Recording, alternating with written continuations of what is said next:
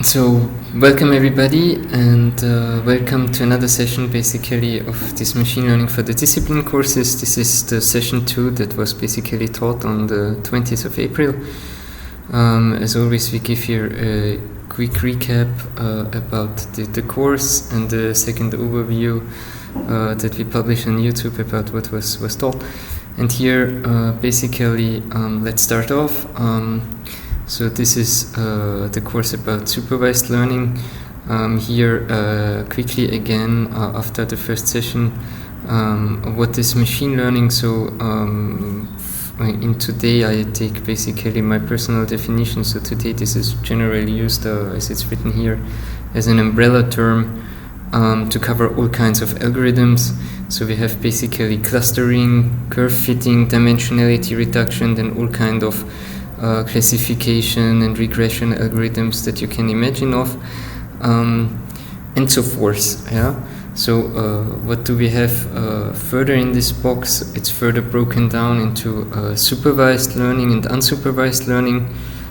Today we're going to mainly talk about supervised learning. So supervised learning, as already said in the previous session, is kind of for instance, you have a data set. This data set has labels. So, for instance, apples and pears, and you show basically features of apples and features of pears to the computer, and after a certain time, he will automatically detect if this is an apple or a pear. If you have told him this is an apple or a pear. In the unsupervised case, it's a bit different. In the unsupervised case, basically you just have features, and you don't know if what the difference is, let's say, between an apple and a pear, but the computer will give you two different labels. If you label the one as 1, the others as 2, and then you can think about why these things are different. Reinforcement learning is basically where the computer trains itself. We will not go into this in this course. We will just stay with the first two, as this is kind of an introductory course. Machine learning also has given this paradigm shift. So, as already said, we have the traditional computing story where we have some input data, we program a program, and we get some output data out of it. In supervised machine learning, we have some input data, we have some output data, and we get a program out of it. Yeah, which is basically the main difference. It's kind of the computer which writes the program from the data. Yeah, from the data and the labels, you get a program in order to, from new data, automatically create labels. Let's say it like this, which kind of changes the way we see computing. So here a bit about the definition. What does this mean? So we have our training data. So we have, for instance, these dogs and these cats. And let's say we have thousands of images. The computer will automatically create us a program if you have thousands of images of both which are labeled, so that a new image that was not shown to the computer before will be classified correctly into is it either a cat or a dog. So we built this model, let's say it like this. So if this is the X data, so the X data are these images, we have then this Y data, which is basically the labels, is this a cat or a dog, and then we built basically a model F applied on this data, which gives us basically, is this a cat or a dog, and this model is built by the computer according to this new paradigm, as we say it here. Okay. Okay. So far so good. Basically, what are tasks and algorithms in machine learning? Here a quick overview. So this is more or less coming from the scikit-learn website. So what is machine learning? So we have classification algorithms, we have regression algorithms, and we have clustering algorithms. So classification algorithms, this is supervised machine learning. This is also supervised machine learning. So classification is basically putting things into boxes. So the typical example that we had above, we have cats and dogs, and we want to detect automatically, is this a cat or is this a dog? Yeah. Here, for instance, I've written spam detection, image recognition, things like this. Yeah. Typical, but okay. Yeah. Regression tasks is basically curve fitting. So I have some values, some input values, and I want from these input values some output values that are automatically mapped. So it's if I know the curve of this, I can for a new point basically detect what is the value of this new point. This is how it goes. Of course, this works in hyperdimensional spaces, so you don't only fit 2D curves like here or one-dimensional curves as here, but you fit basically hyperplanes into a one-dimensional bigger space. This is kind of what happens here. Clustering is unsupervised learning, so I have a bunch of data and I get some labels out for this data that I basically didn't know beforehand. Let's say it like this. We also will have a course on this. We will probably dive into the DB-scan algorithm to watch a bit how this clustering kind of stuff works. Okay. Others are dimensionality reduction. So dimensionality reduction is I have a bunch of correlated features, for instance. So let's say I'm selling boats and the price of the boat is maybe correlated to the size of the boat. So in deep, I do not need one of these. Because I can infer anyways the second value by the first. So if I know the size of the boat, I know the price of the boat. Let's say it like this. And this way I have reduced my dimensionality from 2 to 1 in this case. Of course, in bigger examples, this would mean that I can get from thousands of dimensions to a few hundreds of dimensions, something like this. Let's say, for instance, in these images here, let's say this here is a 1000 by 1000 pixel image, then it's like a 1 megapixel image. If I have a 1 megapixel of input data, maybe I can reduce it to a few hundred values, which kind of describe me that this is a dog. Yeah, this is dimensionality reduction. Okay. Model selection is basically finding the right machine learning model in order to achieve the task. Yeah. Not all models we were talking about, for instance, if you go to this classification task, how to build this F, yeah, there are different algorithms which do this. There might be some, let's say classification algorithms support vector machine, decision tree, neural networks which could do this. Not all of them are probably equally usable, and I want to find the right models in order to build this F here. Okay, this is model selection. We will also dive into this in this course. And there's pre-processing, of course. This is kind of how I transform my data beforehand, before I really start doing something.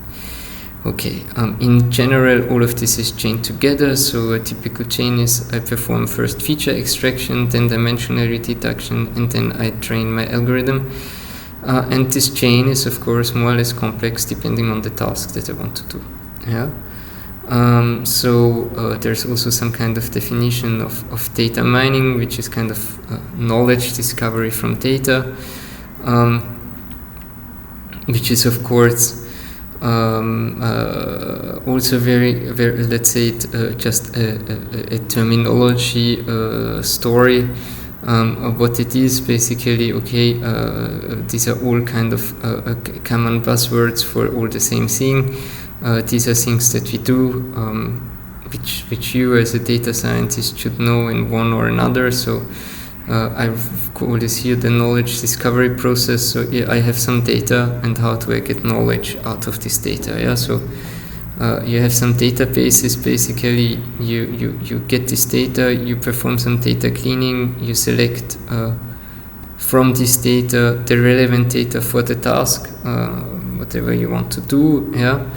Then you find a machine learning algorithm, you get some patterns out of it, and you have discovered some kind of knowledge. Okay. That's kind of the story of how this knowledge discovery process works. Okay. So let's see how this looks like. What is this kind of machine learning design cycle that we also have here? It's about building models and evaluating them. So what is the typically machine learning design cycle? So we begin somewhere, we collect some data, we choose some features, we choose a model, we train a model, we evaluate the model, and then we're basically done. Yeah. And the big question, well, if you evaluate the model, so let's say it like this, what do we have? Let's go up back to our cats and dogs story. So we need some images of cats and dogs. No, we might choose some features which are typically for cats and dogs out of these images in one way or another. We will choose a model which basically can discern these cats and dogs. We will train this model on the images that we have, and then we will evaluate the model with some kind of test set if it gives the right responses for new images. And if this doesn't work, then we have to check in all of these parts if our model is right or not. Yeah. How do we do this? How do we evaluate a model? Well, of course, it depends on the data available and on the use case. So I will say a training test set split is good, but there are cross-validation is probably better, and then different methods exist. Yeah. So I won't quickly go over this training test set split. So there is no rule of thumb what should be used as a training set, what should be used as a test set. I always go to this typically, let's say it, in Industry 4.0 machine failure process. So imagine we want to detect machine failure, and basically, let's say the machine fails, I don't know, 6 times a year, and someone comes to you and says, okay, I have sensor data of, let's say every 20 seconds I have all the sensors of my machine read. I have these machine failures which cost me millions in my production. I want to detect when this machine fails. Okay? So then you have gigabytes of data, but how do you want to train and test this data if basically the failures are very infrequent compared to when no failure happens? Yeah. So what you need in this case is a training set and a test set which contains, of course, machine failures and when the machine works correctly. And so what would you do in this case? So probably in the training set you would have maybe a 50-50 split of machine failures and non-machine failures. In the test set you might have maybe fewer failures to be sure that even under normal working conditions you detect the failures in the right way. Always think about how you construct the training set, the test set, how you do cross-validation. Are the values that you get out does it make sense? Yeah, can you train on the data set that you even have? Yeah, can you test on the data set even that you have? Yeah, if you want to detect, as I said just before, machine failures or fraud detection or something like this is kind of in the same area, and you have basically. Let's say 2 frauds per year, and your test set is a whole year of data, and you want to detect the 2 frauds, and you say, okay, I have 98% accuracy, but you haven't, because always you detect, okay, there is no fraud. Then you can say, okay, my machine model is perfect, but what is the task that you actually want to have? You want to do fraud detection, and the 2 frauds that you had in this year, you didn't detect them, even with having almost more than 90% accuracy.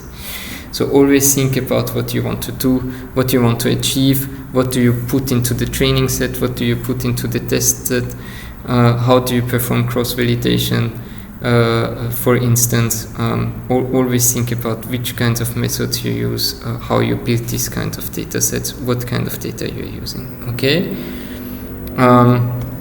So as I said, training test set split very easy. So you take some part of your data set, you put away some of the data of the test set as a test set. Always never train on the test set. Yeah.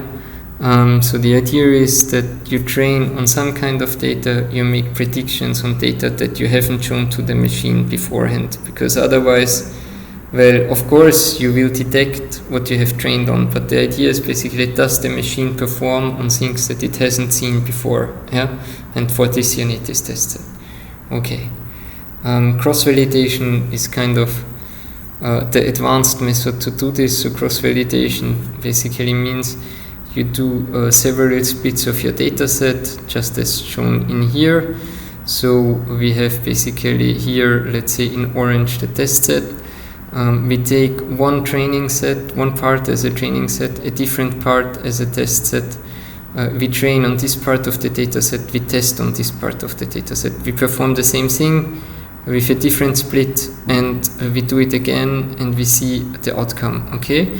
And I can do this n times, and then I can perform statistics on it. So I can see basically if I have here 100 of splits with different test sets and training sets of the same data set, I can see over these splits, for instance, what is the mean accuracy that I have achieved. Yeah? Do I, in my test set, do I, for the different test sets, do I get the same performance? And what is the variance of this performance? Yeah? In order to evaluate then models. So I can basically say, I run this for different models and can find better models or worse models. And of course, it can happen that in these different parts of the model, of the data, that there are different things that happened, and that therefore the performance is different according to the different splits. Yeah. In general, it's not done as it's shown here. In general, these test sets are chosen randomly out of the data set and moved apart. And you can randomly choose then another test set, and this way basically you get n splits of your data set, and you can perform this type of cross-validation. Okay? And as said, basically you can perform statistics on this and can get something like, does my model basically perform at the mean at that level? And you get a deviation, of course, plus minus how good basically your model performance is. Yeah, these are things that you can do with cross-validation, and this is basically the way to do it. AI technologies, quickly to go over them in this course. So what kind of libraries are we going to use after we had this introduction to Python? So we will use this scikit-learn library for almost all the use cases that we have here, besides our last session where we will dive a bit into neural networks.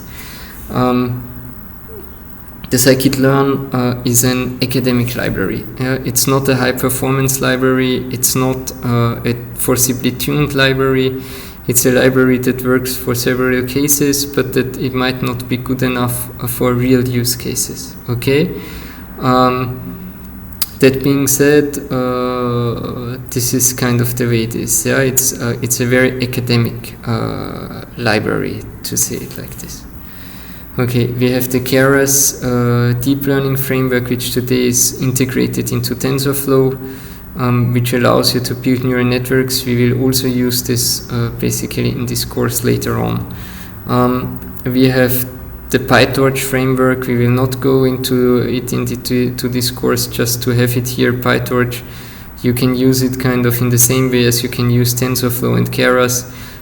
Just to tell you, PyTorch was initially developed by Meta, Facebook. And Keras is basically or TensorFlow, which has today integrated Keras, is basically the Google option library of doing things.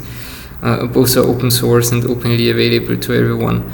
It's kind of a user's choice if you believe you can get your things better done in one or another.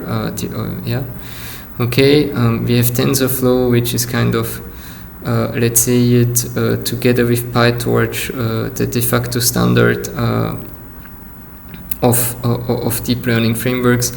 Right now, there's kind of many people seem to transition from TensorFlow to PyTorch for various reasons. We have then let's quickly go over it. We also have other tools, of course. So there is R, which is kind of a statistical language. And with the R packages, you can still probably do everything that you can do in scikit-learn. Yeah? It's just that it doesn't use Python, but that it uses a different language, which is the R language. And R basically contains a lot of packages and a lot of data science tools, so that you can train basically also models with this kind of language. Something else is there are several tools which are kind of, let's say, domain specific. There is, for instance, KNIME and Pipeline Pilot. These are graphical machine learning programming suites, so where you basically have knobs that you connect together. I read my data, I perform this algorithm on it, I do this with it. These are mainly used in, for instance, in drug design, things like this, in these kinds of fields. Yeah. There is also Weka, which is kind of a Java library, which has some kind of scikit-learn functionality, if you want to, and of course a plethora of tools and libraries that exist in various languages that of course you can find on the internet and everywhere. For instance, just to point one out, there is kind of libsvm, which is a C library which implements the support vector machine. Many of these tools are then used by other tools. So for instance, libsvm is used by scikit-learn in order to implement the support vector machine in scikit-learn. This is kind of the way it is, yeah. Because why is it this way? For instance, because of course, as I told you last time, well, the Python language is kind of a tooling language which connects tools together. Yeah, it's a scripting language. It's not a language to implement things, but it's good in tooling things together. Yeah, and here, kind of to point this out. So if you run a machine learning algorithm in scikit-learn, most of the time behind the scenes it's some kind of C or even old Fortran code which is run, which has a Python scheme around it, if you want to. Yeah. So let's come to the real thing. What we want to talk about. So we have supervised learning, and today in supervised learning, I want to talk a bit first about the typical classification problem. Yeah. So what is the classification problem? As we said, for instance, the cats and dogs problem that we had above. But let's look a bit more into the details. So we have some kind of features here. For instance, the pixel values of the images. We have a model, and this model is here defined by this function f. Yeah. This function takes into as input x, which are these inputs here, so these features, or for instance, the pixel values of the image. Then we have some kind of model parameters. And we will learn basically these model parameters in order to get the correct y, so the correct classes in this case out. Yeah? So let's say we have 3 classes here, and then for these features we get it, okay, this object here goes into this class. Okay, this is the traditional classification problem. So how do we model this? Yeah.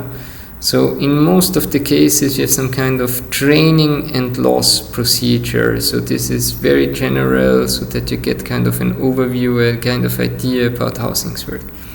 So you have some kind of loss function.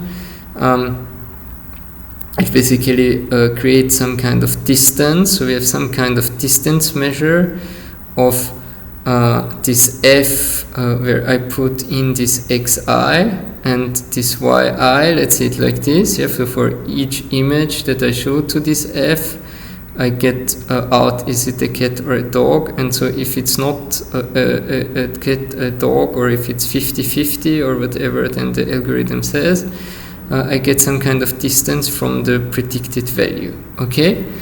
And I want to minimize this kind of distance. I want to make it so that this distance of this model with the right input to the output is basically minimal. Yeah, this is how this works. Okay, and how do I do this? How do I minimize this distance? Well, I minimize this distance by modifying my model parameters. Okay, so these model parameters are adapted so that this loss here becomes a minimum. Okay, very easy. Well, how is this done? We have several tons of algorithms how to do this, how to best basically discern classes. We will quickly dive into the support vector machine on a high level, if this is not an oxymoron, but whatsoever. So let's say we have these two classes. We want to find the perfect separation between these two classes. Yeah? So this is my data set.